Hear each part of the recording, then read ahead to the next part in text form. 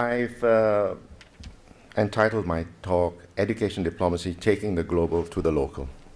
I think that's a very critical aspect of education diplomacy. One of the first questions I had when I first heard the term education diplomacy is probably one you may have asked yourself as well. What is education diplomacy? The ACEI website tries to answer this question with a useful definition which incorporates elements like the cross-disciplinary transnational sharing of theories, ideas, and concepts that advance education.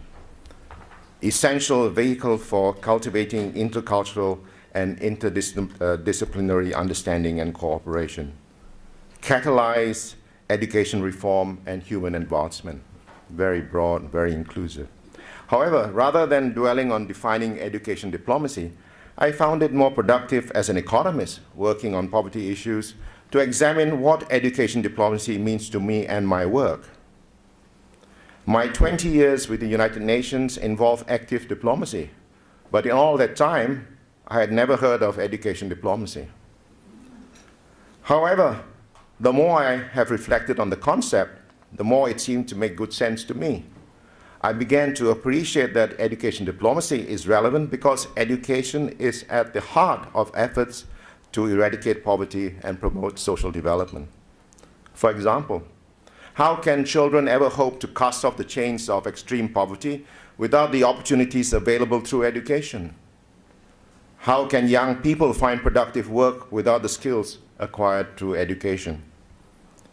It was reassuring to uncover that the core skills needed for education diplomacy matched the skills we were learning, using, and disseminating in our work with people in poverty. We had learned very early on that our interactions with people living in poverty must promote trust, respect, and mutual understanding.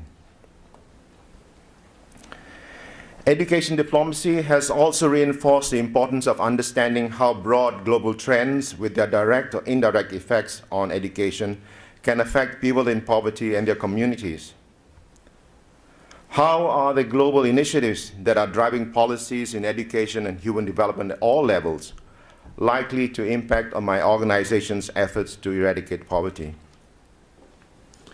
By trying to address these questions, I believe education diplomacy has helped me to better connect the dots in order to translate advocacy at the global level into action at the local level.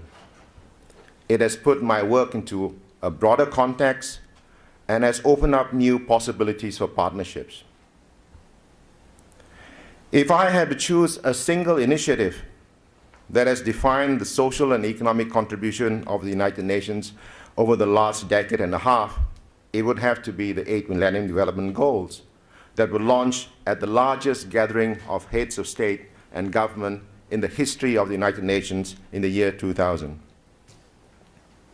Of course, if you try hard enough, you can find a host of problems with the MDGs. But I believe the true value of the MDGs is that they are aspirational and that they have galvanized unprecedented efforts to meet the world's defining development challenges at the outset of the 21st century.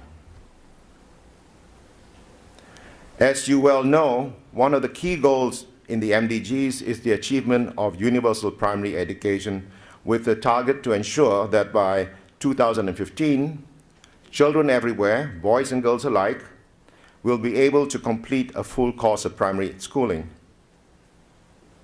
This is 2015, and as the sun sets on the MDGs in 2015, it may be pertinent to ask, what have we achieved? We know that today, 90% of children in developing regions are attending primary school. However, more than 1 in 4 children in developing regions entering primary school is likely to drop out. In 2012, 58 million children were out of school. An estimated 50% of out-of-school children of primary school age live in conflict-affected areas.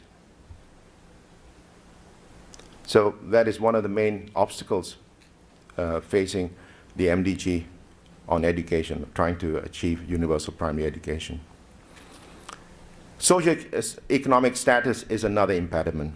Children of primary school age from the poorest 20% of households are over 3 times more likely to be out of school than children from the richest 20% of households.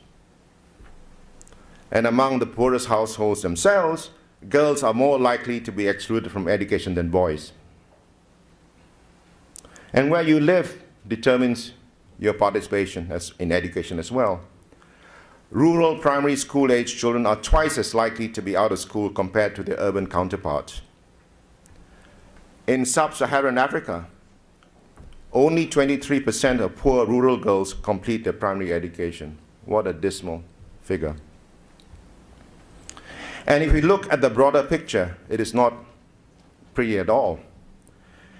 781 million adults and 126 million youth worldwide lack basic literacy skills, and more than 60% of them are women.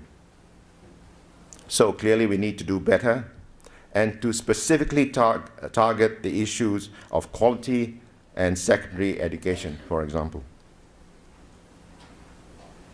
So this raises the question of what needs to be done in the post-2015 period.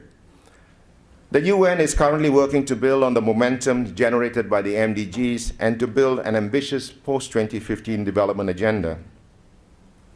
But the world has changed in the last 15 years, and we now face new development challenges. These new challenges will be reflected in the Sustainable Development Goals to be agreed upon by governments in September this year. What is sustainable development? The most frequently quoted definition is as follows: sustainable development is development that meets the needs of the present without compromising the ability of future generations to meet their own needs. It contains 2 key concepts: the concept of needs, in particular the essential needs of the world's poor, to which overriding priority should be given, and the idea of limitations imposed by the state of technology and social organization on the environment's ability to meet present and future needs. It's quite a mouthful, and it's all-encompassing. But one thing unites all the various definitions of sustainable development. All definitions of sustainable development require that we see the world as a system that connects space and a system that connects time. And what do I mean by connecting space and time? We are all interconnected in sustainable development because pollution that we generate in the US affects pollution around the world. We are connected over time because what we do today affects what our children will inherit, and what we practice today we inherited from our forefathers and foremothers. The outcome document of the United Nations Conference on Sustainable Development, affectionately known as Rio+20, was held to mark the 20th anniversary of the original Earth Summit in 1992. And this document contains clear and practical measures for implementing sustainable development. One of the key documents that came out of the Earth Summit was something called Agenda 21, and until today, people in the US still fight against recognizing that document, which is a roadmap on how to manage social, economic, and environmental matters on our planet.